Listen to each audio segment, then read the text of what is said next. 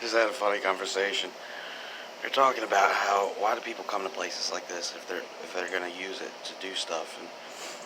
And I explained to him, I went to school for social work, and we philosophically broke that down all the time because of how low our success rates were in different analytics statistically of various programs which had taken place all over the country, and especially in Baltimore.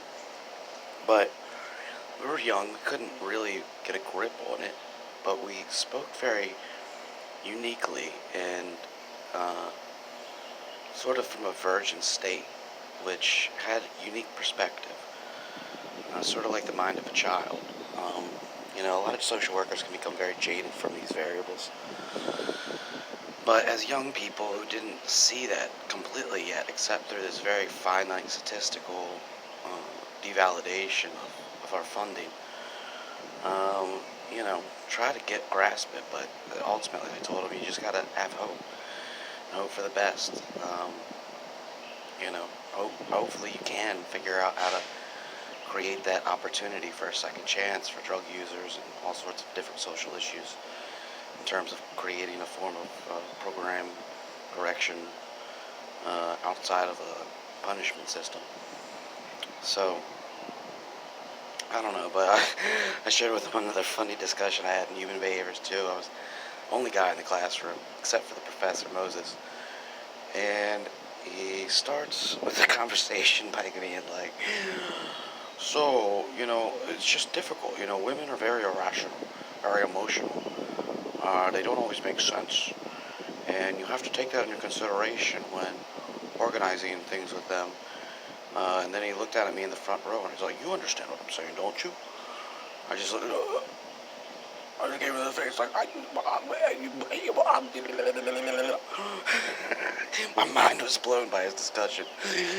Segue into utilizing the only other man in the classroom. I just sat there in stupidity for 15 seconds while every young liberal female in the classroom, you could just sense their energy. And they just, after about 15 seconds, I displayed the fact I played a fifth. Zoom right on the professor. Just one after the other, after the other, after the other. And that was probably the funniest situation I've ever been in throughout being the only man in social work discussions. But, I don't know. Everything is unique. You learn more about human behavior by seeing it than discussing it, frankly. But, you know, that teacher failed me for getting about a C on my last test, and maybe he detected the fact that I sort of was cheating. I would super study before most of my tests to commit all the answers to my short term, which is pretty messed up because I was a pretty big pothead. But ultimately, I had bad spelling naturally, and I was scribbling super scratch because I was working super fast to make sure I engaged the short term memory I had of these answers very quickly, very, very immediately. Before, like a secret agent's message, it just went whoosh.